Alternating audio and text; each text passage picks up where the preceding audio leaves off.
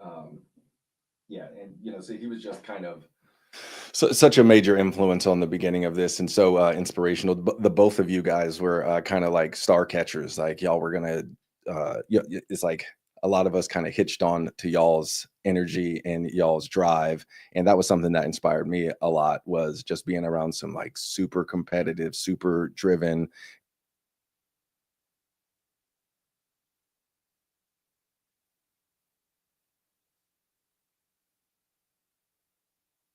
of the whole process was not. I mean, obviously it was just amateur MMA, which didn't matter to me in any way, Yeah. shape, or form. But it was just seeing how driven you guys were to make it happen. And so I was like, yeah, man, I need to be around these type of people. Yeah. And it's funny, like, I, I mean, obviously, like I said, it's become my dream. It's become my passion. But like, I didn't realize that's what I was chasing. I was just doing whatever, and it does turn into my dream, does turn into my passion. So, I don't know that I even realized it until like a year number, like maybe 5 or 6. It was pretty far along in the process before I realized. I'm getting a message here. He's saying, cannot hear us.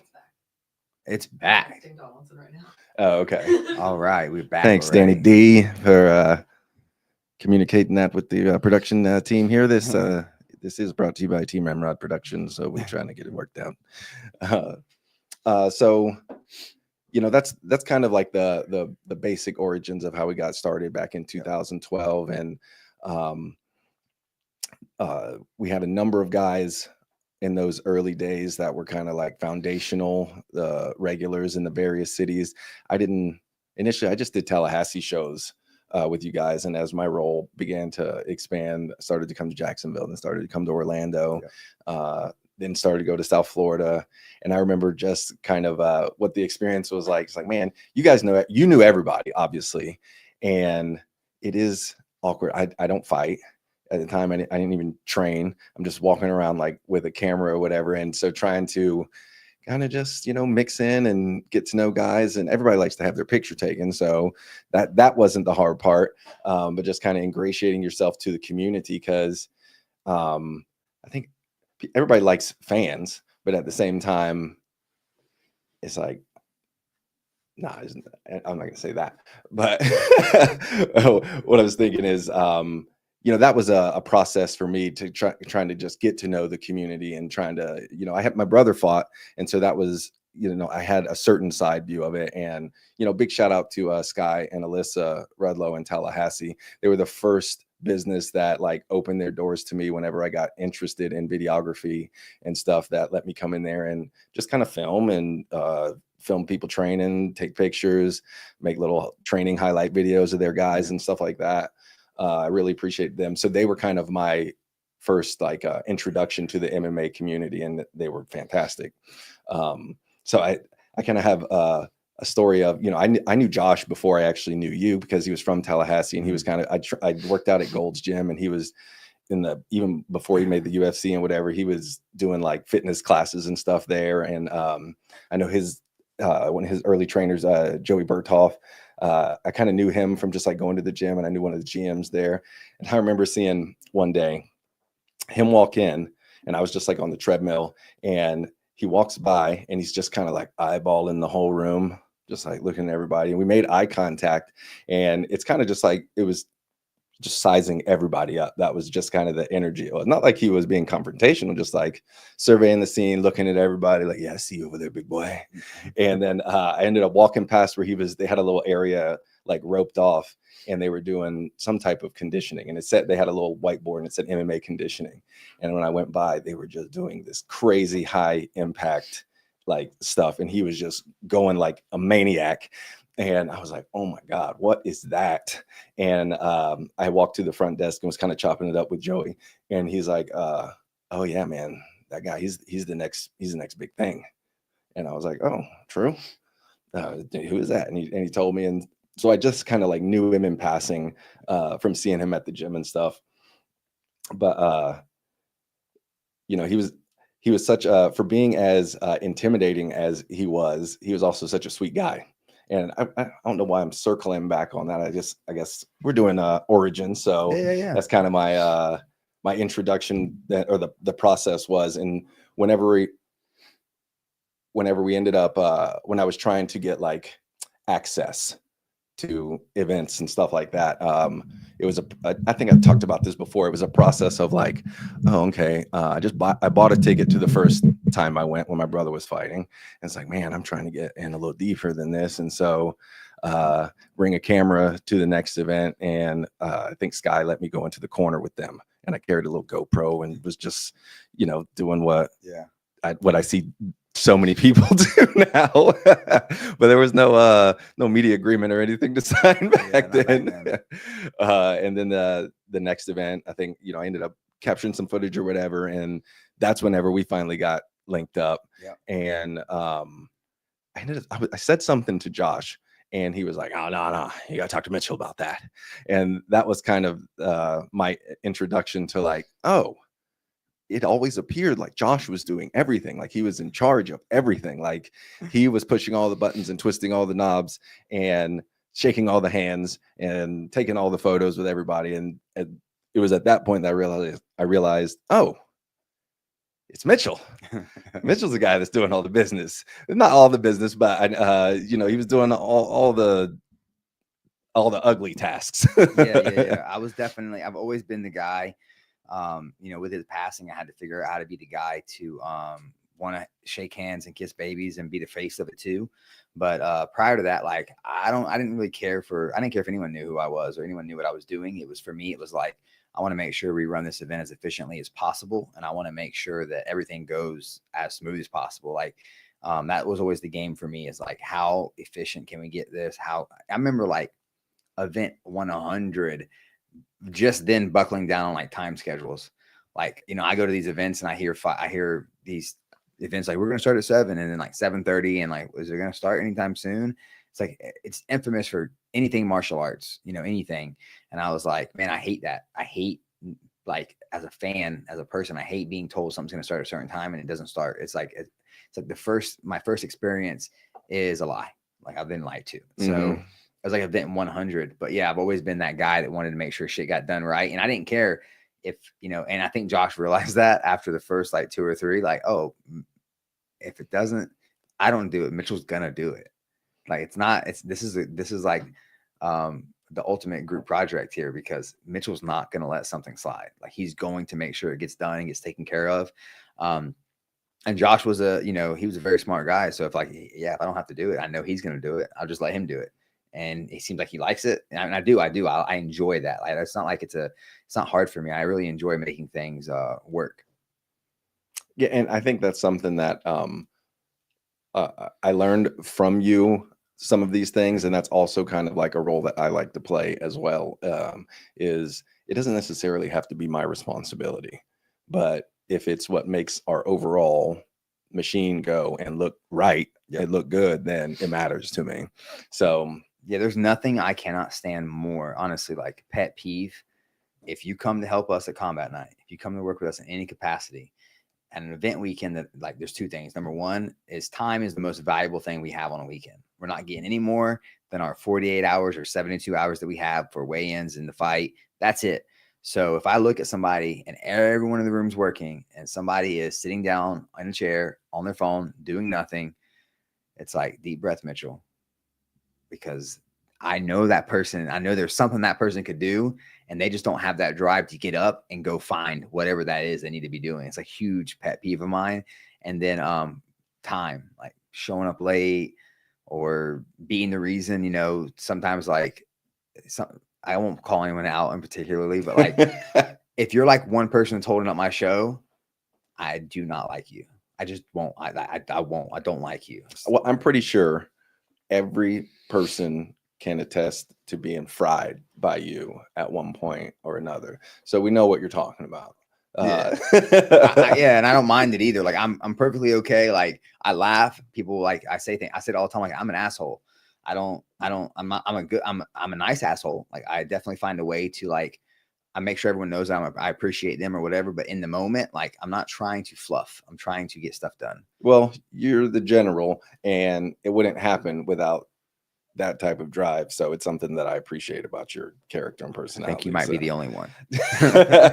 Well, well, I try and keep my standards high and walk a tightrope, because I don't want to give you something to have to bitch about me, or bitch about should be done in my department or whatever. So, and I'm pretty sure the heat gets pretty hot underneath me as well for my people. So, I want to be having a good time. I think that's what we're doing something that we love. Oh yeah. So the dedication that we have to it, and how it looks and how it is presented, it's like, well, this is what we do. So this is a representation of us. Yeah. So I look at it that way, and I feel about it that way. Well, we're gonna have to work, even though it's like we love it, our passion, but like if we're going to already have to work a lot, and there's always going to be things that are going to pop up. It's a live event. Stuff's going to happen. It's like, it's inevitable. Something's going to happen. Something's going to go wrong. Internet glitches, fighters, coach shows up late. Something's going to happen. You got to troubleshoot it.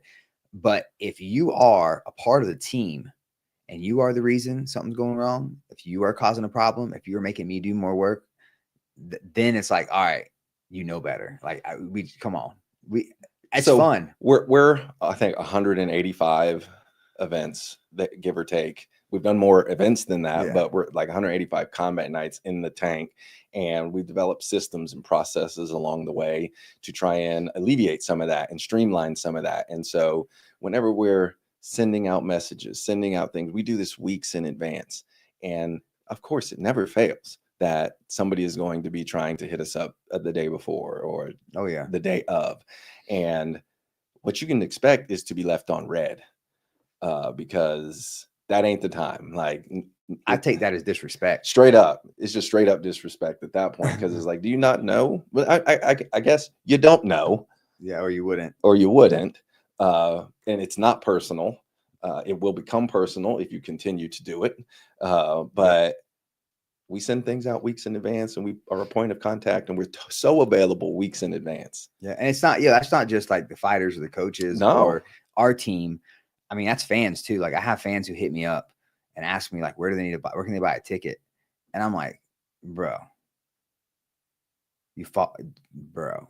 And some of these are my friends. Like, they're my friends. And I'm like, yo, you are not my friend right now if you're asking me on weigh-in day where you can get a ticket. You're just not. Like, you're not my friend. You could have asked me that 2 weeks ago, and I would have answered it fine. But like, it's like, again, time is that one thing I feel like we don't get more of. So if I spend, 2 minutes with 20 different people on questions and things that are just like, that we give them a lot of, because we give a lot of information. We go overboard. We post 4 times a day, Facebook, Instagram, all the things, and TikTok, YouTube. Our website's up to date, box office is up to date. So it's like, man, just don't take that 2 minutes from me, because there's 20 people who want to do that. Don't be one of those 20 people. We kind of jotted down a few questions that we thought would be interesting for people to maybe hear about Combat Night, how it got started and stuff. So do you have a memorable moment or a most memorable event from the past? A most memorable event. Most everyone knows about the pandemic event. Like that's always going to be one that's up there for me. We ran an event. We were the first show to run a pro event. We ran it in Jacksonville, Florida, before the UFC, when everything shut down. I've been shut down for 2 or 3 days. And the fire marshal, the mayor's office came in and made sure we ran everything. But we ran a pro show. I think ESPN covered it, and they told us that from their knowledge, we were the only event in the entire world happening that weekend. That was one of the questions he asked me. He's like, how does it feel to be the only event happening in the entire world? And I was like, damn, 9 billion people. And we're the only people doing MMA right tonight. Yeah. And there was no fans. No fans. It was our same venue. Yep. You could hear every punch. You could hear every crack. And there was multiple guys who ended up going to the UFC on that card. You had Val Woodman on that card. You had Trey Waters on that card. You had Stephen Costle on that card. Stephen Costle fought Ginseng, I believe. Ramon Tavares on that card. Nick Rorick on that card. Does anybody else went to the UFC from that card? I mean, that's a lot. Yeah. Shelby Corin fought, what's that girl's name? She's going to be going to the UFC soon too. She's just coming off ACL surgery, but it's just crazy to see like the number of high level, and I've never in my life, I'll say why, I've never really talked about this out loud, but like there's a button on our box office that says refund all. And it's a button that I like. Why does this button exist? We've never canceled an event. We've never we've always been true to our word. We're one of the very few promotions who's not out here canceling events on the week of or the day before. That's a feather in our cap right there. Like, yeah, I mean, do your research. You'll be hard pressed to find any regional event that hasn't canceled.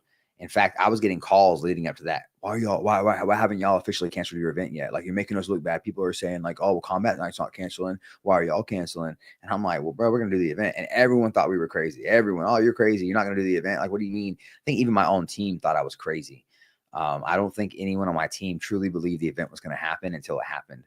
But I knew all along. And the process real quick, so you can kind of understand why they thought that. Local gym owner Brian Brown at 10th Planet, we did our weigh-ins at 10th Planet, and we were going to do the event there. But while the weigh-ins are happening, Brian Brown is like freaking out. And like I walk over, I'm like, what's up? In the middle of weigh-ins, he's like, they just signed an executive order. Florida's in a state of emergency, and if you get caught doing this, you're getting fined. Like you can't have the event here. And this is weigh-in day. We were pulling back his mats, getting ready to set up the cage in there. Yes, we were literally running the face-offs and about to have the cage put in. And he's telling me, no, never mind. And I was like, shit. So I called my old venue and I was like, hey, we need a venue again. Can we come back? And they're like, everyone left. No one's there. And they're like, oh, well, Marv might be in the back in an RV. If you can find Marv, we don't care. And I was like, all right, let me go find Marv. It wasn't for free either. Yeah, it was not for free. We paid for it. Every bill was paid for that show. I'll tell you that much. Every fighter was paid. Every team member was paid. Everything was paid.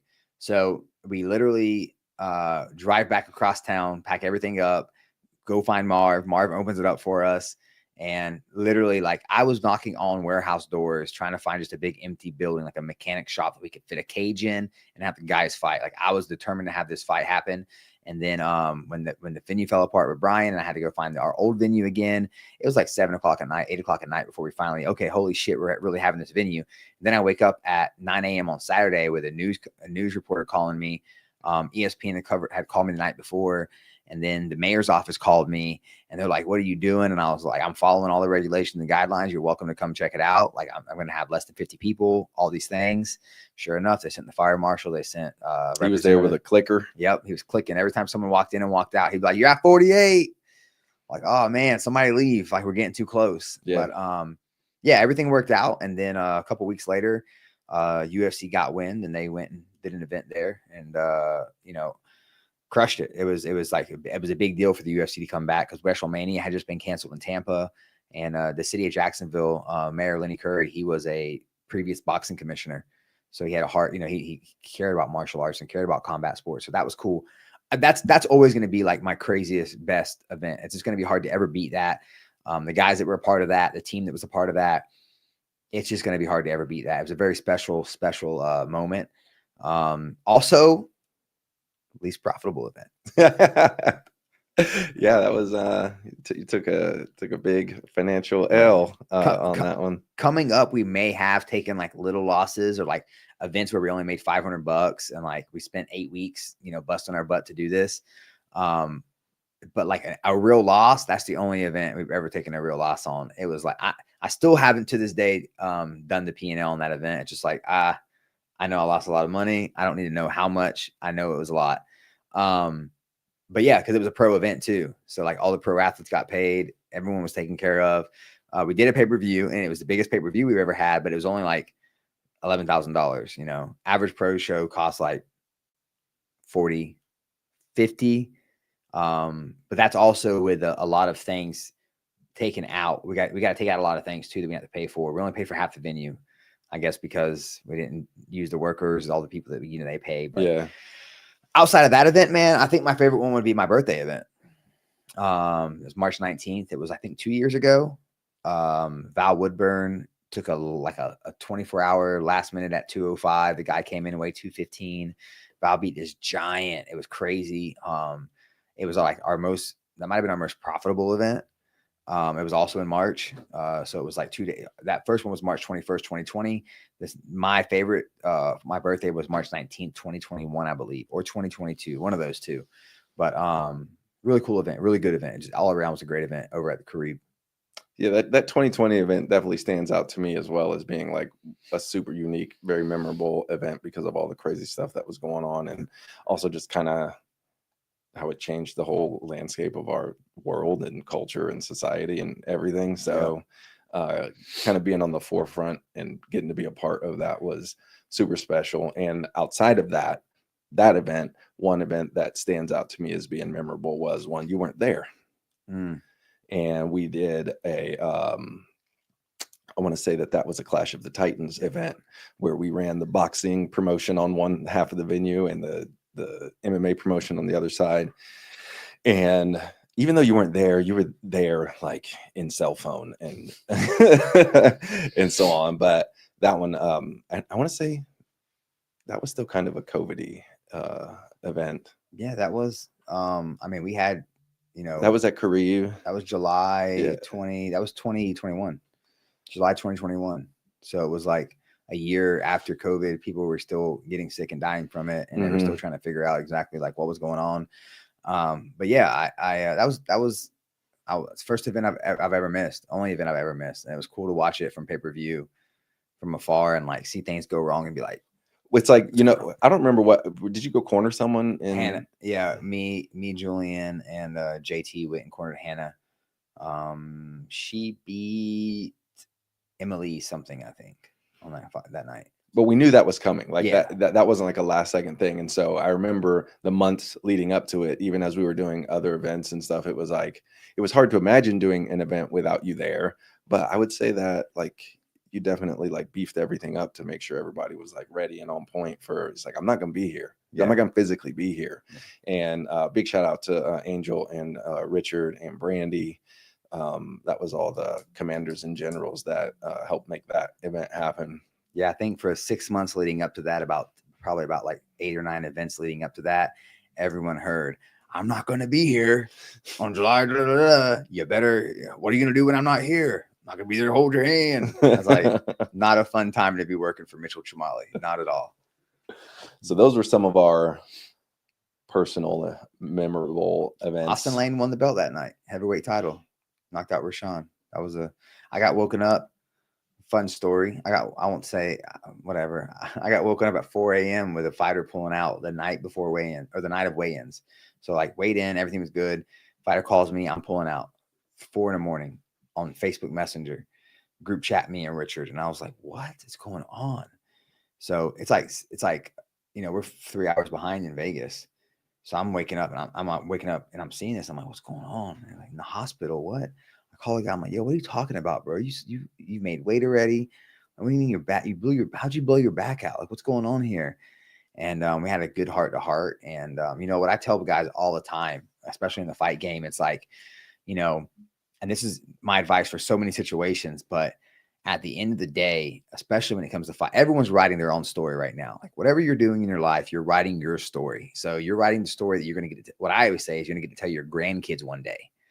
And only you get to write whatever that story is, good, bad. Only if you're going to lie to your grandkids and tell them a lie to make yourself look cooler or not, or if you're going to get out there, take the risk and be fucking cool. Like only you know that. But I told the guy that I was like, bro, is this a story you want to tell your grandkids one day? I felt it. I was like, man, this is not, I'm being fibbed to right now. But I was like, man, is this a story you want to tell your grandkids one day? I was like, you're not going to tell them this story. You're going to lie about this story. And I was just like, and I don't think you're that kind of man. And I was like, so, I hope, do what you got to do, man. I said, but I hope I hear about you fighting tonight. And then a couple hours later, he messaged Richard. He's like, I'm fighting. I'm back in it. So, that was memorable for me because I'm out of town and I'm still Vince Lombardian speeches to make sure that the event happens. So that kind of goes into another thing we were going to touch on, which is, how does Combat Night contribute to fighter development? And so what I'll say about that is, by virtue of the sheer number of shows that we have each year in various cities, you can have a full amateur to pro arc experience with Combat Night. You can fight on the road, you can fight frequently, you can see what it's like to cut weight while you have to travel. You can be the A side, you can be the B side, depending on what city you go to. You can have 8-10 amateur fights, transition to pro, have 5-6 pro fights, and potentially get looked at by the UFC or one championship or Bellator or PFL. So I would say that's one of the biggest things. And I think that was part of the impetus for you guys starting Combat Night, was creating a platform for guys to develop and grow as amateur fighters, and just being a place where it's like, oh, you can develop your skills here, and then this platform can catapult you forward. I wouldn't say starting. I'll be very honest. Like starting, the core value of that was like, we got to make some money if we're ever going to make it to be fighters, because fighters can't go get a job working 40 hours a week and then go train. Like very few guys do it. Val Woodburn comes to mind. He runs a lawn care business and trains full. It's crazy to me, but like, we had odd jobs making money, and we weren't in the gym as much as we knew we needed to be or wanted to be. But no, you're right. Like as I found out this was my passion and this was like what I wanted to do in my life, was probably somewhere around event number, like, I don't know. I started to realize it around event probably 50, like the whole Cascade Park thing, which is another huge event for me. The Civic Center, the first time we did it's like almost 5,000 people an event, like around event number 47 or 50 and 57. Yeah, 57. Yeah, 50, 57. But yeah, that's whenever I started realizing like, oh man. And then I started feeling really guilty. I was like, man, I think we did our first pro show around 100, maybe 80, something around there. Between 95 and 100. Yeah, somewhere around there. And Josh and I were feeling guilty. We had, he passed away like 4 months prior to our first pro show.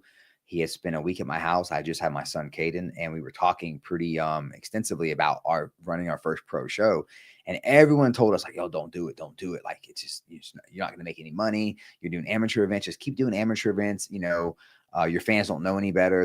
They'll pay that money, and, just trust me, don't do a pro show. I just get told about everybody. Like, you don't want to deal with the government. You don't want to deal with, the state commission, all these things.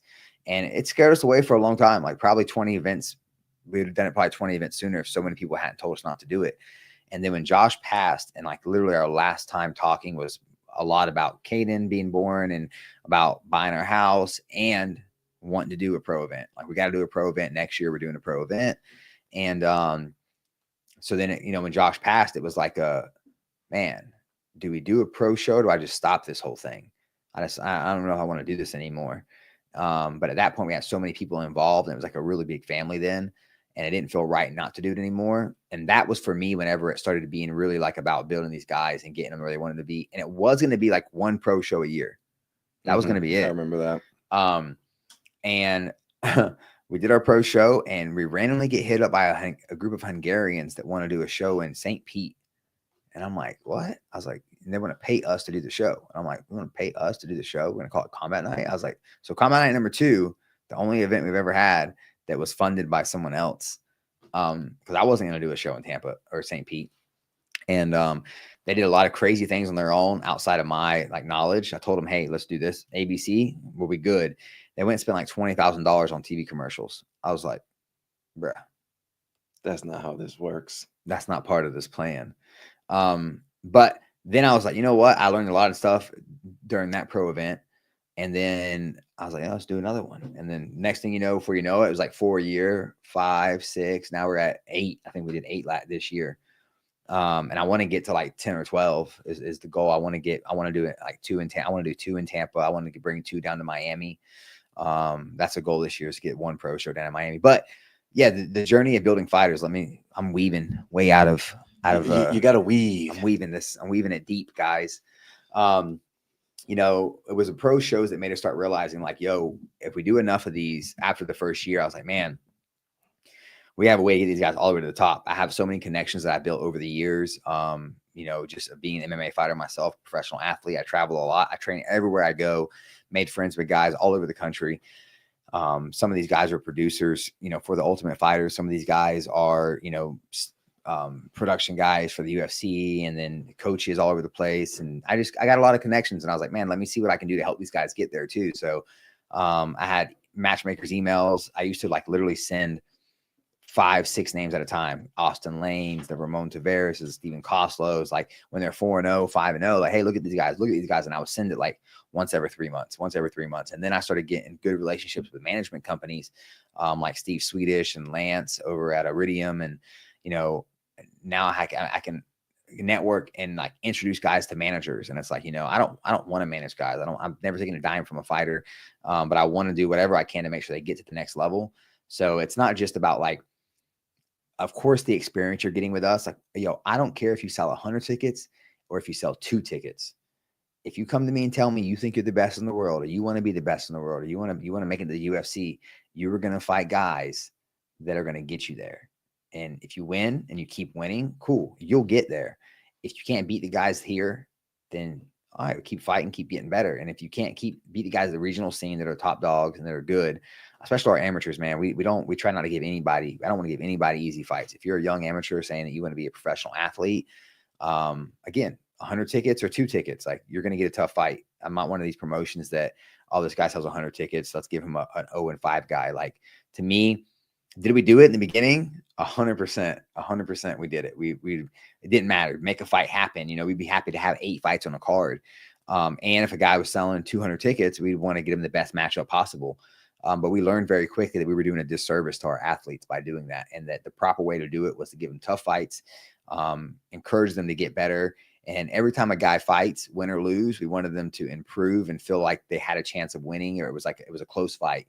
We wanted to be 50-50, 60-40. So now that we've been able to do that and really build our roster, I mean, we have, you know, we could put 30 fights on any night. Anytime we have a fight event, we could put 30 fights together if we wanted to. We got to narrow it down to who we think will be the most entertaining 15 or 16.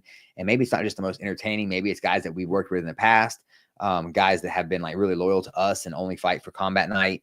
You know, those are the guys we're going to look to take care of first when we have a big list. But it's been awesome to be able to develop these guys' careers now that we do 8 pro shows a year.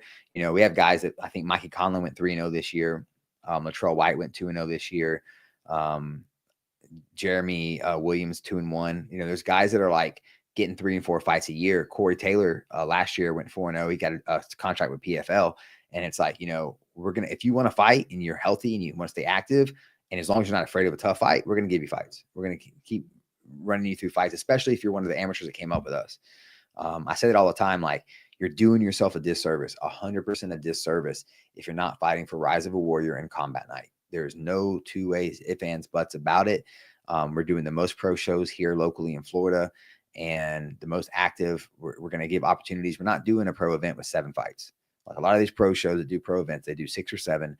We're doing 10 and 12. So there's a lot more opportunity just because of that. But also, you're going to learn how to be a real professional fighting with us as an amateur. I get these guys that come over from other promotions that are just janky, and maybe they were big ticket sellers, or they could pick and choose who they wanted to fight. And because that promotion had no option, they would give them whatever fight they wanted. It's like, nah, bro, like, you're not the matchmaker. Richard Cox is the matchmaker. I have guys all the time. Oh, I want to fight this guy. That's cute. You want to fight for us? Yeah, I want to fight for you, but I want to fight this guy. No. You want to fight for us? Give us your information, and Richard Cox will send you an opponent. Yeah, but I got this guy. That's cool, but we actually have a guy that gets paid to match fights, and it's not you. So it's cool to be at that point where we can really help these guys develop and get them to the next level. And it's sometimes it's sad though whenever you see these guys who came up in another amateur promotion, they come over and fight for us, and it's like, bro, it's not the same. Yeah, I distinctly remember from the good old days when my brother was still fighting. He was taking a fight and cutting to 145 and lost his opponent maybe day of, and there were some Russians in town.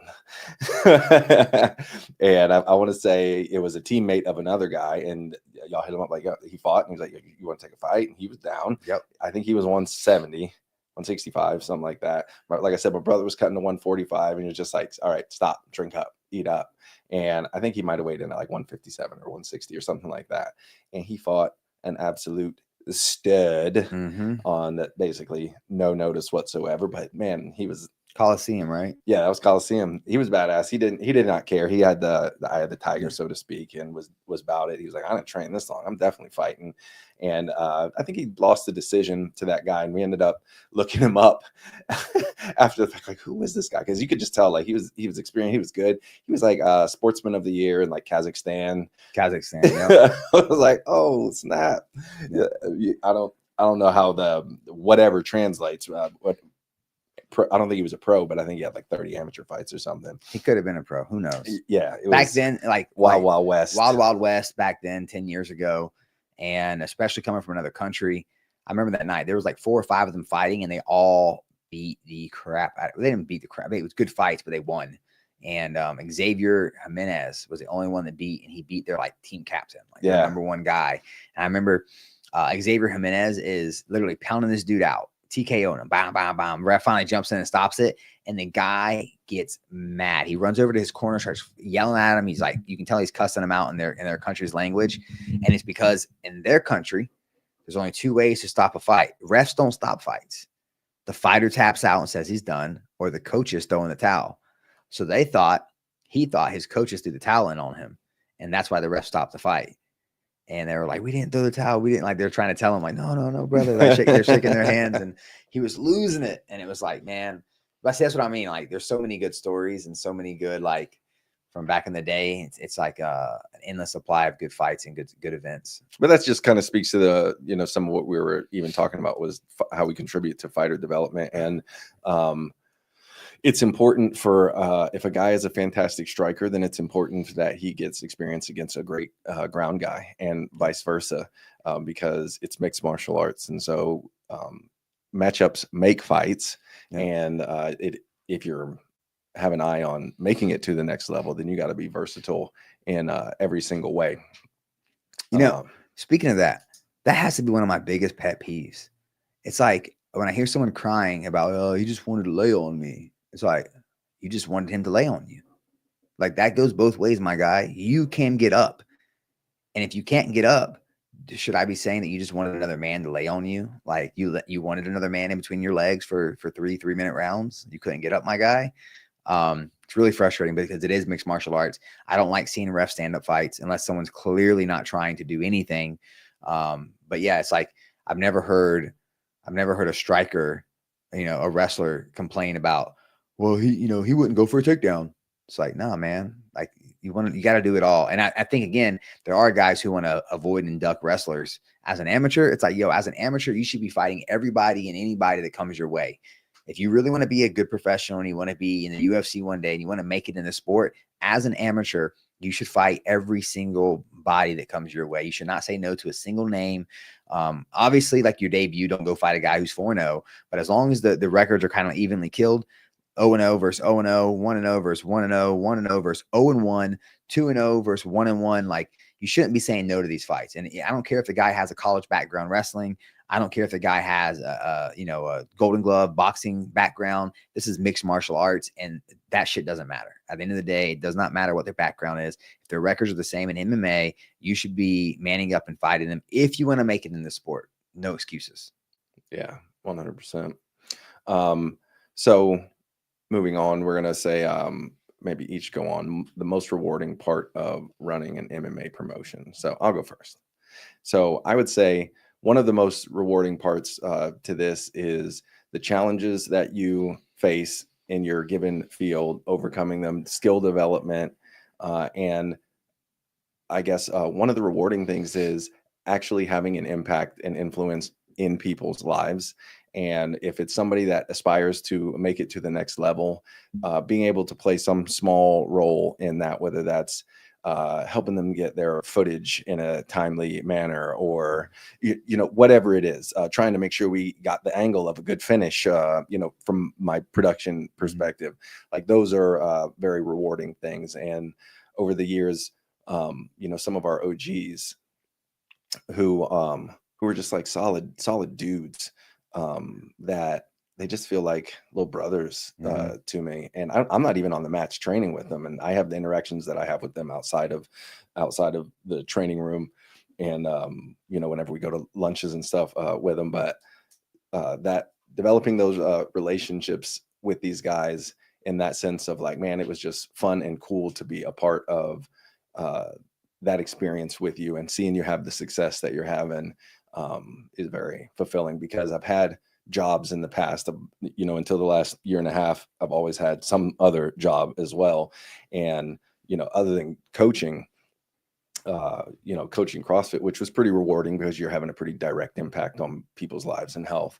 But prior to that, I've had jobs that were mind-numbingly, like soul-quenchingly not me. And so I know what it's like to just be a cog in a machine that is just checking boxes and, entering data and stuff like that. That's not rewarding at all. And you don't feel any impact on anybody else. And with this type of work, it's like, no, I get to feel a much more direct impact on the lives of these guys, not in their performance by any means, but just influencing through the production apparatus that we've developed over the years. Yeah, I touched on it a little bit earlier, talking about like, being a part of all these guys' journeys and helping them along the way. But like I am so blessed, because I think, what you said, there's people who have those mind-numbing jobs that don't feel like they're really impacting anyone. Then there's people who have fulfilling jobs, but they have shitty coworkers, people who have fulfilling jobs, great coworkers, horrible boss. Like, it's so hard to really find what we have here. And I know it and I feel it and I see it, because like we all want to be around each other. We go a month without an event, and it's like this community and like fellowship and this family that we have. Like we miss each other, and it's like you can feel it when we get back together. So it's like that is a big thing for me, is the family atmosphere of these events. And it's not just our actual families being there, which they are, from everyone in your crew and my kids and Charlie, Caden, and Brandy. But it's like the fighters too. You said it earlier about especially these OGs, like the Stephen Costos, the Ramon Tavares's, Preston Parsons, Corey Taylor, now one of the new OGs. And it just feels really, it's heartwarming to, walk into a room and kind of like, I don't need anyone to say like, thank you to me, or like, I appreciate you, or anything. I don't care about any of that, but just knowing that I played a role in their journey to get them there and to help them get there. Of course, the majority of that was played by them and their hard work and their talent and their dedication, sacrifice. But to know that we were able to help and just provide a platform and provide an opportunity they take full advantage of to get where they want to be, that for me is great. But family atmosphere, I'm able to make money off of it too. Like, I'll be real, like, I'm not just doing this because it's fulfilling, but like, we found the way to turn MMA, which is, historically speaking, if you look at how many venues and how many events have come and gone since we've been around, there's been at least a dozen, if not more. And there's even another half a dozen that struggle and try to do events and just don't understand it. It's been cool figuring out this puzzle. And there's always something to figure out. I think right now our next puzzle is really like content distribution, is really like trying to figure out like a TV deal and better ways to promote our pages on YouTube and Instagram. And this whole, it's like, it's free marketing, but it's anything but free. It's very expensive to produce all the reels we do and all the YouTube and everything that we do. But this is like a fun new endeavor for me. So there's always something like challenging me and making me improve my skills as a person and as a fighter. And even as a father, it gets more challenging as the kids get older to keep them involved and to make sure I don't miss out on things, because I still train full time with the guys that are fighting with us. And I still, my favorite hat's being a dad. So finding ways to play this like gymnastics of like with my life, where I'm like, all right, I'm over here, I got to jump over here, I got to go over there. I love it. Like, I mean, today alone, just in today's day, I have trained 2 times. Timmy's getting over being sick, came over, he hit mitts. I hit the sauna. I hung out with my boy. We talked shop for a little bit. I went on a date, and then hour after the date, I came here, so it's just like being able to juggle everything. It's fun figuring out how to juggle. And I feel like every like 6 months, it's a new way to juggle, because something changes. Maybe my daughter gets older, Kaden gets older. There was a time where I spent 4 months in the NICU with Charlie, and we had like 4 or 5 events, and no one knew that me and Brandy had Charlie in the NICU. And like figuring out that, like, how do I make these events still happen? Because I know it's so important and vital for me to be there and make sure everything, pops off. And I like the challenges. The challenges for me are the most fulfilling. And it can be a challenge in a guy like Jeremiah McDougal that, you know, whenever he came to us, he had like 20 amateur fights. He fought for our title. He won the title. I told him, I said, you win our title, I'll give you a pro fight. He won his pro fight. He was amazing to work with. And I'll be real. Everyone was like, yo, J-Mac ain't got it. Jeremiah McDougal can't get there. He's like, da, da, da. But I saw what a hard worker Jeremiah was. And like, just knowing that, like, okay, we didn't take advantage of him. We gave him the right fights, you know, opportunities. He won when he needed to win. And now he's 8-0, fixing to, you know, be in the UFC. So it's like, to me, that's a challenge. Like, okay, people think this guy can't make it. Well, I think he's going to work hard enough, and I think he's going to make more sacrifices than anybody else, and he's going to do what he's got to do to get there. So I'm going to bet on him. I'm gonna bet on this guy. Yeah. So it's cool to, like, you know, and sometimes I've done that, and trust me, Jeremiah might be the shining example of it working out. But there's been plenty of times where I thought a guy had it, and I wanted to see him be successful, but it comes down to it, he's not dedicated, he's not making the sacrifices, and doesn't matter how bad. I want to see someone be successful because they're a good person. They're a nice person. In this sport, what matters the most is what you're willing to do, like to you know, to achieve your dream. And if you're not willing to do, you know, sacrifice everything and give it all up, then you're not going to make it. Yeah, that's spot on. I think, you know, oftentimes, you know, for people that are just finding out about us or whatever, you see us at the level that we're at, or the level that we're, you know, producing things at. And even if it's something that we can make money doing now, that hasn't always been the case. And when you go back and look at, you know, for myself personally, like the different things that I juggled in the beginning of getting involved with Combat Night, it's like, man, I didn't want to hear anybody say that they didn't have time to do something. I have 4 kids, I have a full-time student, I had a day job, and I looked so forward to Combat Night every 2 or 3 weeks, because it was like, oh, I get to go and do this like super exciting, fun thing that where I'm, you know, developing my skills and stuff. And in that process, bringing my kids along, little man used to be in my hip pocket, like, you know, since he was under 6 feet tall. Yeah. He was shorter than me. Yeah, you know, at one point it's like, oh, you're tall enough to hold the camera. You're coming on this trip, pal. Yeah. And he would cry, and he still cry. But you know, my production team is populated by all of my family, from my girl to all of my children, and to be able to like share that experience with them and have them be excited about being involved with the process is extremely rewarding. An extremely rewarding part of the process, in addition to the skills and the knowledge that I'm gaining from trying to figure out video and sound. And I remember the first time your kids came to me, it's probably like 3 years ago, maybe 4 years ago, but they came to me and thanked me and was like, yo, we are so happy that like we're allowed to, like we can be a part of this. Like, this is really fun. Like, this is cool. And I was like, huh. Like, all right. That's pretty cool, because I've seen them like moping around and like him and hawing about, like, you know, doing whatever. And it's like, oh, it's cool. Like, it took it took like 7 or 8 years for them to understand, really, this is cool. Like, I tell Kaden all the time, I'm like, bro, you have no idea. You take this for granted. What I did on weekends growing up, I worked with my dad too. It was picking watermelons in a field. It was picking tomatoes. I was ashamed of it. I was embarrassed of, like, you know, everyone comes back to school on Monday talking about what they did for the weekend. And I'm like, oh, I hung out. But it was like, you know, going and picking watermelon in a hot field. Like at 5 a.m, we get up and try to get there before the sun cooked us, try to be done by noon. And that was my weekend. I'm like, bro, I was picking. He looks at me like I'm crazy. Like, I know what I sound like. I know I sound like my dad that told me he walked to school in snow holding a baked potato to stay warm, that he then had to eat for lunch. You know, but it's the truth. Like, I really did go pick watermelon and tomatoes and eggplant and all that crap. And, you know, I'm like, bro, you get to go to school and tell people you went to an MMA event. You were 8.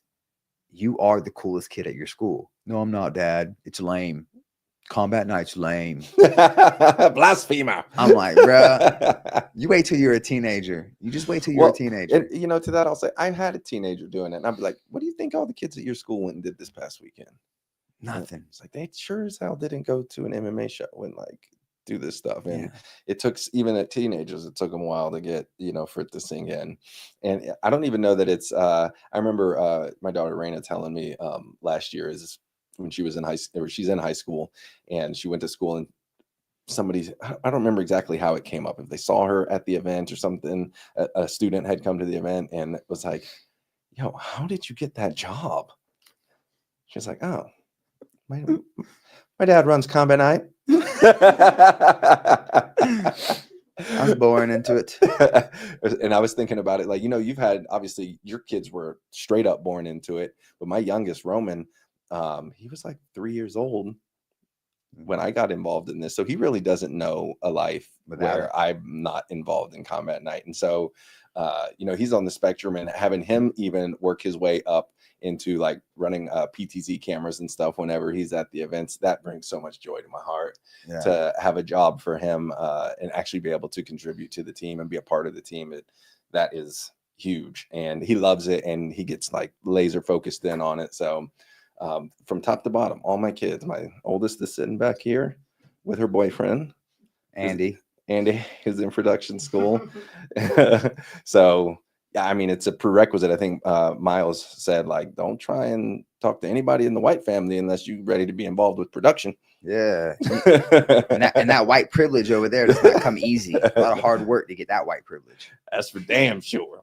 We got this man getting a trade school education while he's getting paid because of that white privilege. Raina getting praised at school because of that white privilege she possesses. Gotta have it. Yeah, it's funny, and trust me, like the worst for me, this is gonna sound bad, but it's whatever. It is what it is. I like people saying like, hey, my combat night guy, what's up, man? Like, shake my hand, cool. Hey man, what's up? I appreciate, it's cool, whatever. But like, man, it is the roughest thing. If I try to go to a gym and just get a session in, I'm out of town, and I got all these people bombarding me, want to talk to me about fights and all this other stuff. And like, I've even before I had to hit somebody, actually, poor Jeremiah McDougal. He was bugging me about a fight. Hey man, I got to fight. I got to fight. And I was like, Jeremiah, bro, I was like, where do you work? And he's like, Sprint. And I was like, yo, I need to get a new iPhone. I said, what features does the new iPhone have? And he's like, looking at him, he's like, what? He's like, bro, you want to? He's like, I work at noon. Just come by. You can, I'll talk to you. I said, no. I said, I want to talk to you about work right now while you're trying to train. And he was like, oh yeah, but just come by my job. No, he didn't get it. So he just come by my job. I was like, no, Jeremiah, I want to ruin your training session by talking to you about work. And he was like, oh, is that what I'm doing? And I was like, yeah, leave me alone. But Caden, he's so funny. He'll say like, my dad's famous. Everyone knows my dad. You are kind of famous. I'm MMA. I would say like I'm MMA known. I'm like well known in the MMA world, but it's because people come up to me all the time. You're the Dana White of Florida. I'm with I got a lot more hair than him. But yeah, like because he sees it. These people all come up to me and talking about combat night, and I always try to tell him like, see, man, I was like, it's because if I didn't do combat night, like combat night is cool. Combat night makes me cool. Drink the Kool-Aid. Yeah, and I'm trying to tell him like, yo, like what you're doing, trying to get him really involved, but he's not buying it. But he does tell his friends that his dad's famous. And his dad's on TV. It's like, no, that's our pay-per-view. It's not like TV. It is the TV, but yeah, I can't wait for him to buy in. He told me the other day, I think I told you the story. 8 years old, he says, Dad, if you're thinking about giving me combat night, just don't. And I was like, what? I was like, what 8-year-old says this? And I was like, bro, what do you mean if I'm thinking about giving you combat night? I was like, you're gonna take over combat night one day. And he goes, Dad, I've just been thinking about it. And if you're done, that means that Uncle Ramsey and Uncle Richard and Uncle Angel, they're all going to be done too. And then I got to hire new people. And he was like, I don't want to deal with that. That's going to be a lot of work. Boy, he knows the half of it. I was like, well, bro, you ain't wrong. I said, but I promise you, by the time you're able to get it, which he doesn't realize yet, he's going to have to Vince McMahon me. From my cold, dead hands. Cold, dead hands, boy. I ain't giving you anything. But by the time he's ready to pry it out of my cold, dead hands, he'll be well prepared and eager. He'll be chiseling away at my cold, dead hand to get the combat night from it. I hope. Well, we touched on like how you stay connected to the community because we train and do all types of stuff. To me, and I didn't say this though. Yeah, I genuinely believe, unbeknownst to me, because I was training everywhere because I just, again, selfishly, I was a fighter. I was training everywhere because I wanted to get the best work. So if I'm down in South Florida, Wagner Roca School, cool. I go train with Wagner, you know, MMA Masters, Chamale. Like I'm training everywhere. Everyone invited me, loved me, wanted me to be a part of their gym. And I'm doing it because like I'm trying to get better and I want to be, you know, I want to make the top of the sport. I'm still an active fighter. And unbeknownst to me, I'm really getting to know our athletes now because I'm training with guys and putting in blood, sweat, and tears with them on the mats. They're seeing I'm not just some like promoter that doesn't understand the sport. They see that like, oh, this guy is also one of us. Like he's a promoter, but like he's one of us first. And I think the older I get and the further away where I'm not really traveling as much anymore because of the family, I'm losing a little bit of that across the state. But I think because of social media, they see like, oh, this guy's really training with all these guys. Oh, look, he's really putting in work. And, it allows them to still see it, but it's not the same effect as like going to all these gyms and training with all these guys. I really think that was like a big part of our success and why we blew up the way we did was not just me, but Josh was doing it too. Me and Josh were traveling everywhere and training everywhere with these guys and putting in work with these guys and showing that like we're not just expecting you to do something that we're not going to do ourselves. There is nothing I've ever asked a fighter to do that I have not done myself. Fight on short notice, multiple times. Fight on 24 hours notice, right here. Like there's nothing I'm going to ask you. My mom passed away. I fought 2 weeks later. My best friend, my mom was my best friend in the whole world. And I fought 2 weeks later. Now I don't expect everyone to have the same mental fortitude and be able to do things like that. But I'm not afraid to ask somebody to do just that because I know I did it. And I wouldn't want somebody try to rob me of that opportunity. Someone tried to thought they were doing me a favor. Like, hey man, your mom just passed. Like, I don't think it's right, And I was like, nah, I put in a camp. Like I knew this was a possibility. I'm fighting, you're not taking that from me. And so I look at it like that. I think that every time you get a chance to fight, especially if you're going through some hardship or some heartache, that's your chance to go get it out legally. If you're a pro, maybe get paid for it. I think there's nothing better in this world. It's a therapy than fighting. So, I will, if someone tells me their dad passed, they're not going to get the sympathy from me of like, oh, maybe you should just sit back. They're going to get the sympathy of me like, yeah, man, go out there and dedicate this fight to your dad. Like go out there and whoop this man's ass in honor of your dad. So, I think that's a huge part of it, being able to train with the guys and know that if I'm asking them to do it, I've done it. And I think that's something that's obviously extremely unique about you as a promoter is I don't know of any other, I'm not going to say it doesn't exist, but I don't know of any other promoter that is like, has been like an active fighter while promoting events.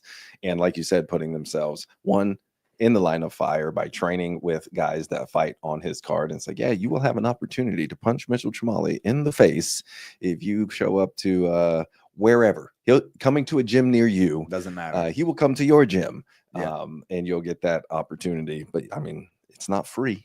Yeah, I mean, you're gonna have to pay it in. And I'm not the baddest man, but I know I'm tough, and I'm not afraid. I mean, I'll go in there and get work with anybody. Like I'm not worried about not being able to protect myself by any means. And now there are a few guys that also fight and promote, but it's just different. Like it's just different in the sense of like we are still that mom and pop shop. Like we are still that small promotion where then the term promoter, I think a lot of people see that and think out like you go to most shows and the promoter's sitting cage side, drinking a beer, hanging out, eating, food, just relaxing. And that's not just me. Like you're going to see me running around the event the entire time. Leading up to the show, I'm dealing with stuff. After the show, I'm dealing with stuff. I'm constantly working as the promoter. I wish, and I hope we get to a point where I can delegate out all the tasks and I can trust people enough to do all the tasks. But, there's Jorge Masvidal and Game Bread. Mm-hmm. And there's been a few others. Brandon Allen has his promotion up in Louisiana, I think. I'm not sure. I think that's more of him doing it. I don't think he's like paying a lot of people to do it. I think he's doing most of everything. So, but as far as like, I mean, I've been doing this for 12 years. Right. Like it's not new. And it wasn't because I fought and made a bunch of money and had money I could invest into it. It was like, I took every dime I had in my savings account and took a giant leap of stupidity that worked out. Which you've done a couple times. Yeah, I continue to. Yeah, it's like when people say things like, "Yo, let me get a free pay-per-view," or like ask me for something for free, I'm like, bro, the amount of money we've invested in our production and our media still ain't been paid off with like production and media stuff. Like we're still like, we're in a hole with that because like the pay-per-views aren't, you know, we're not selling 1,000 pay-per-views. And it's like, bruh, the disrespect.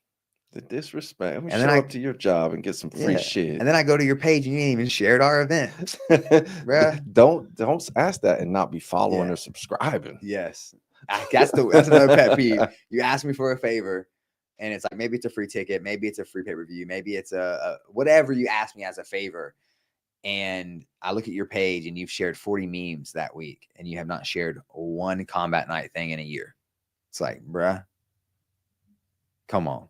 Yeah, share our stuff. Yes. I mean, so in the vein of that, you know, part of us trying to get, you know, like a little podcast jumped off and get the actual faces that run the machine out there is because, you know, our YouTube's kind of blown up in the last year and some change, and we want to get to know you guys, and we want you guys to get to know us.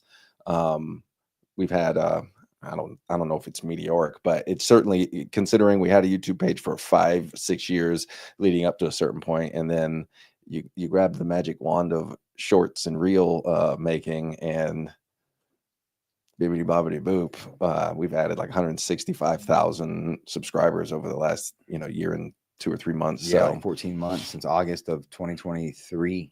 It's crazy to see what I ain't gonna lie, it kind of pisses me off. I feel some kind of way about it. well, we just hit 100,000 on Instagram too.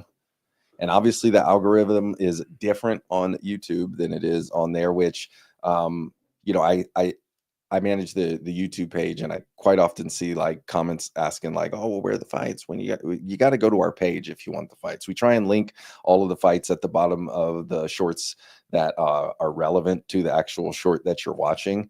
But if I see comments that say who won, I ain't never responding. I will never get a response. You better go watch that fight. Yeah, take 2 seconds, go press the link, go read the caption.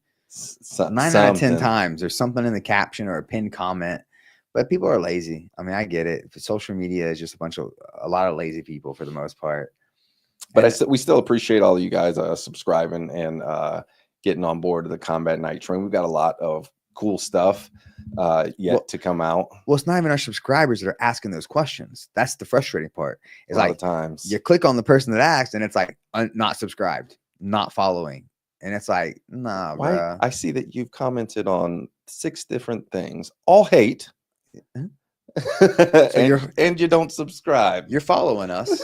You are definitely mentally subscribed to our content. There is no doubt about it. But yet you do not press the little button for whatever reason. You know, I look forward to, you know, bringing some of the other guys from the team on. I'm sure we're going to have Richard on. We're going to have Angel on if we can get Angel on. He's very camera shy, but super fun guy. Maybe we even get Brand on here for a hot second. Yeah, I mean, I want to get the whole team on here. I want to get like experts in the field, the doctors, you know, the people who are making these events happen behind the scenes, so you guys can get a better look. Maybe even the referees, you know, guys, we give the referees a lot of slack. Well, we hang them with the slack that we give them. We really do, man.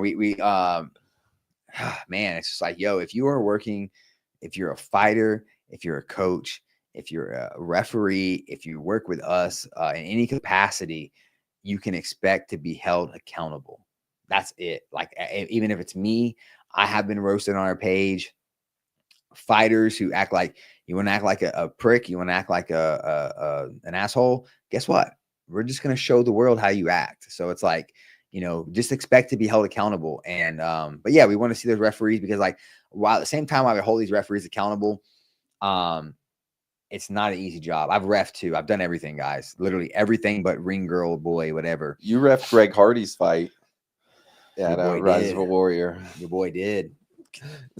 Saved Threw him across that ring like a little boy.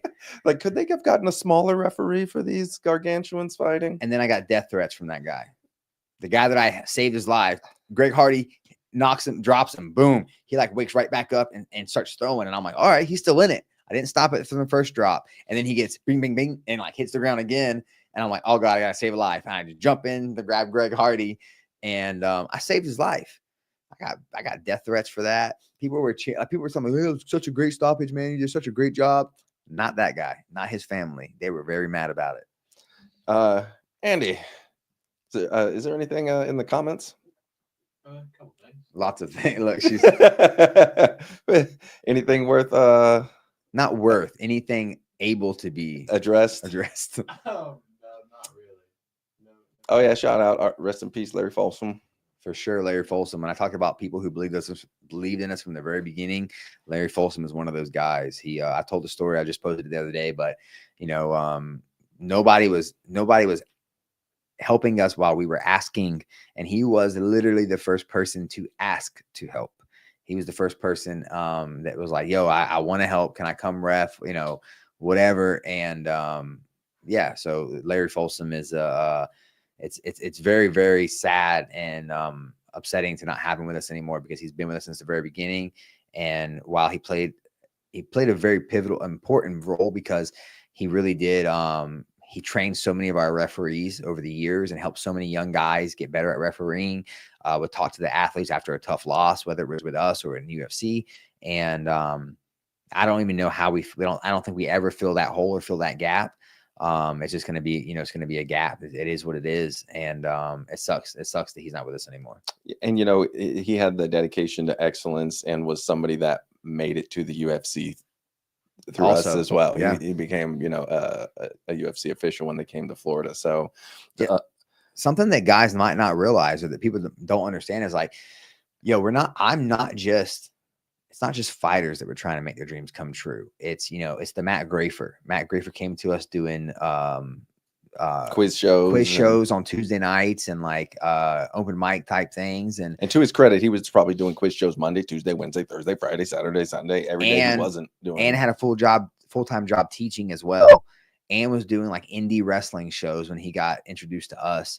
And Matt was good. Like, he was one of the most polished. He was the most polished ring announcer we had from the get. Like Troy Kirkenberg, rest in peace as well, was great. But he was like, he just had a really good voice, and we had to like teach him a lot. But Matt came in with a lot of accolades already. Like, he knew how to talk to a room. He knew how to do things.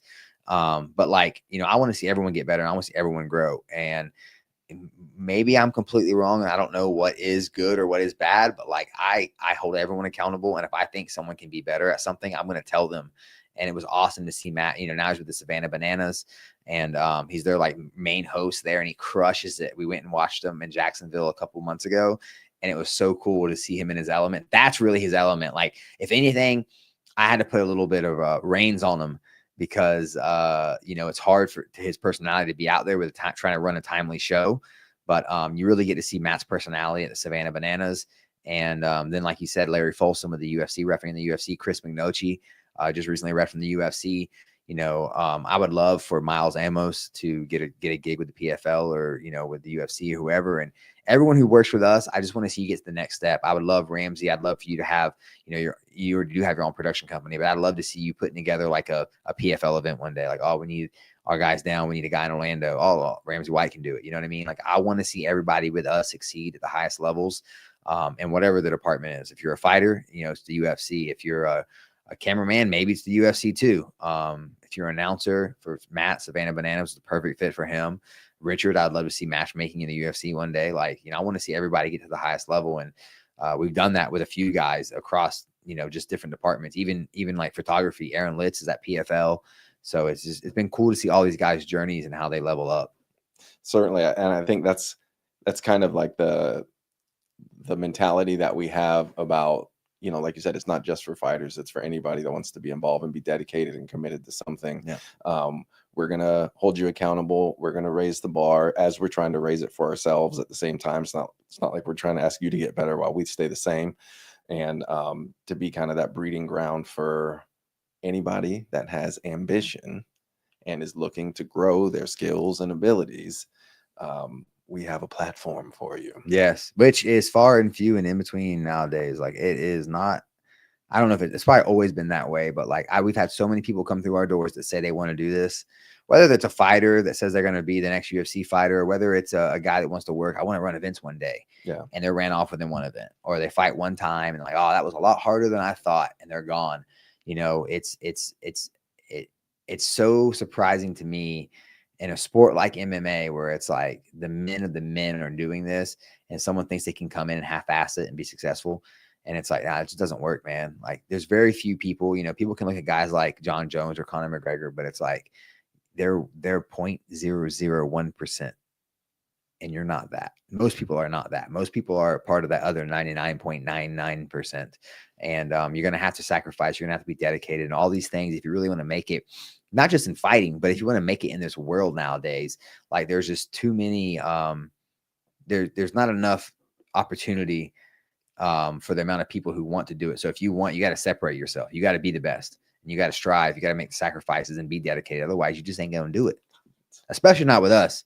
You can't hang out. You can't sit at our table. If you come into our table to sit, you come into our barbecue, you better bring some really good ass ribs, because if you ain't bringing the fire to our barbecue, get out of here. Get going. Don't bring that dry macaroni somewhere else. All right. So what we have coming up, we've got Rise of a Warrior Combat Night Pro in Fort Pierce next week. And what you can expect to see from us is we will do a pre-show breakdown when we talk about some exciting fights to watch. And we'll also do a post-show breakdown and go over results and performances with you.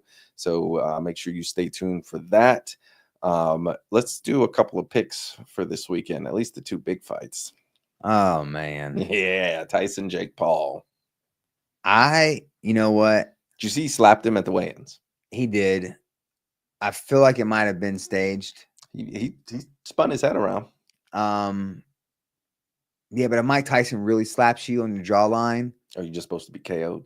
I mean, bro. So I don't think he really slapped him as hard as he could. Nah, if he had knocked him out, then fight would be off. Yeah. I mean, why did he slap him though? I saw the video. Yeah, I'm not sure. I know he was like coming up low. I don't know. Okay, my heart, my soul is with my heart and my soul is with Mike Tyson this weekend. Brother, if prayer works, I will pray that you win this fight.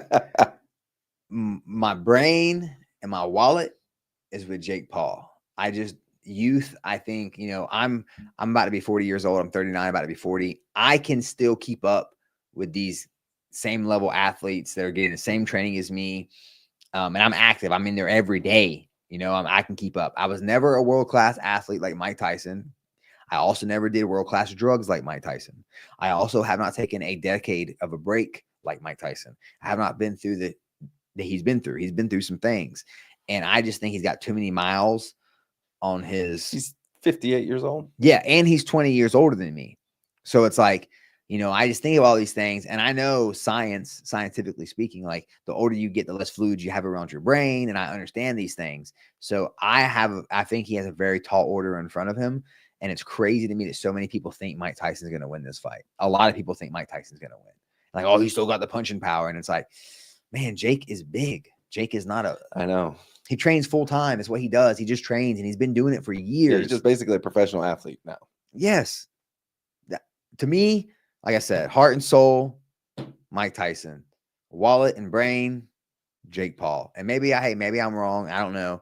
I am going to check the odds on this fight. And if it's a crazy odds for Jake Paul to beat him, I'm going to bet on it regardless. Who am I lying to? I'm going to put like $100 on somebody, whoever has the craziest odds. Hedge.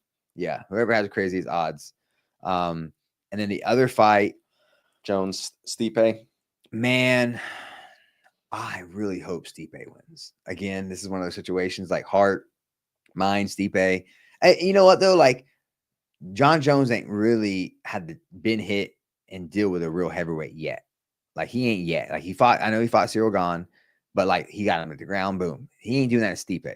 Like Stipe took down DC. Stipe is a much higher caliber all around athlete, but Stipe is also old. Mm-hmm. John Jones ain't a spring chicken anymore either.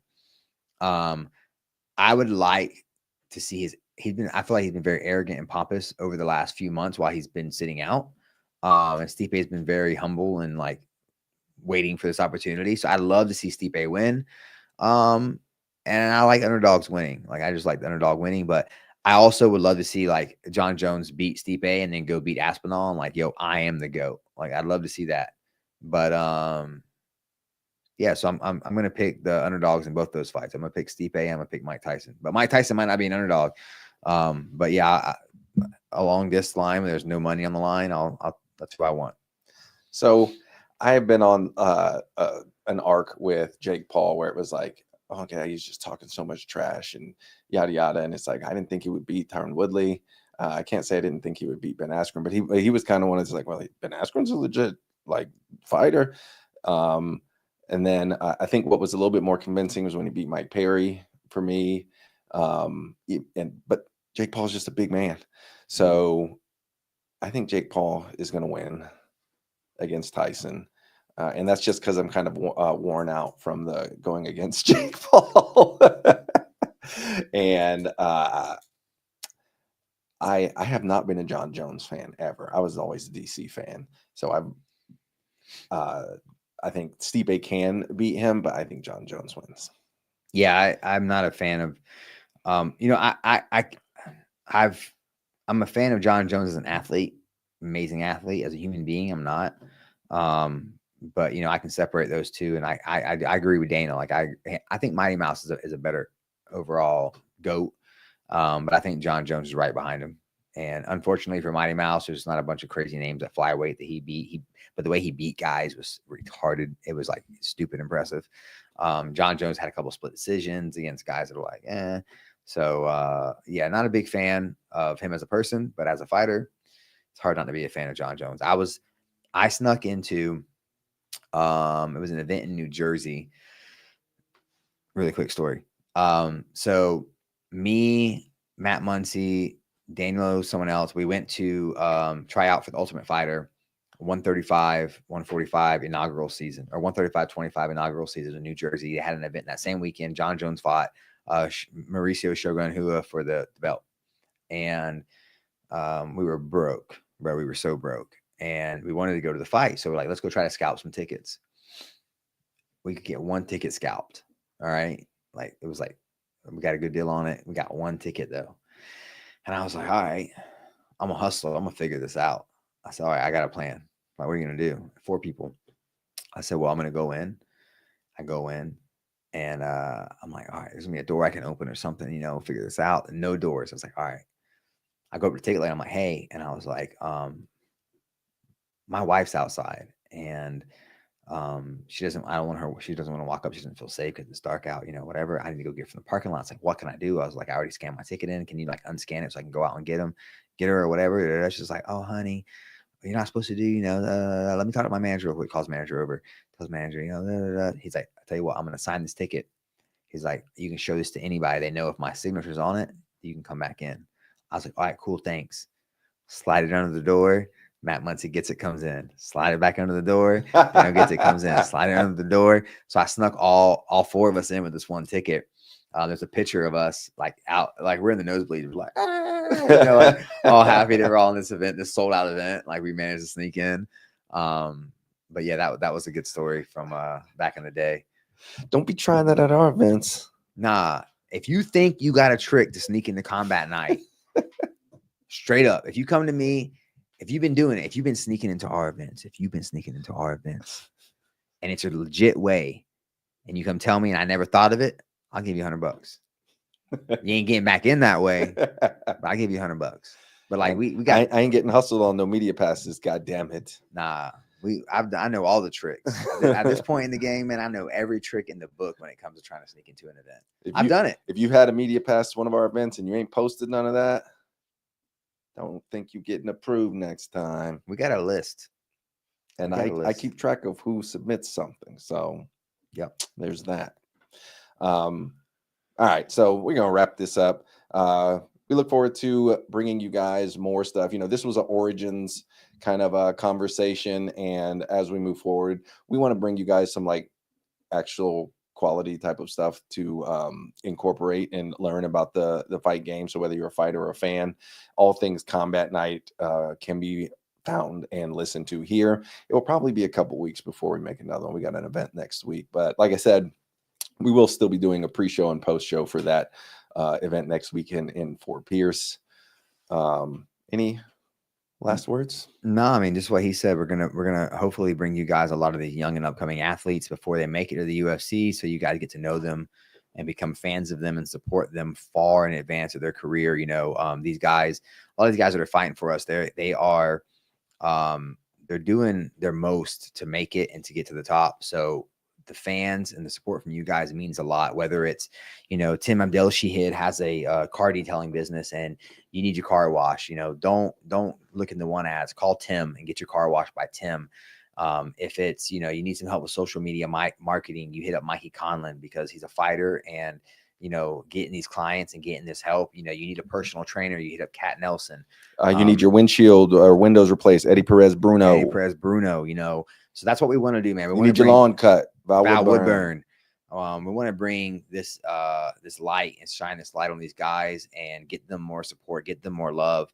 And, so whenever they do sell a fight shirt, they go from selling 20 fight shirts to selling 80 fight shirts. They do start a business. They already got 10 clients because, whatever it is they're doing, one of our 170,000 subscribers, or, I think combined, we probably have about 500,000 across everything.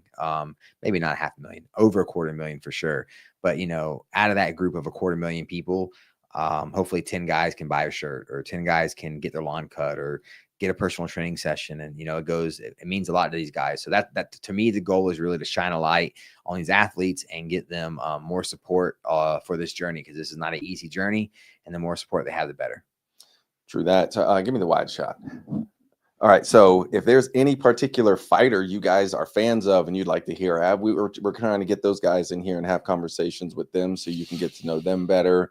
If there's anything else about the fight game that you'd like to hear us talk about, hit in the comments, let us know.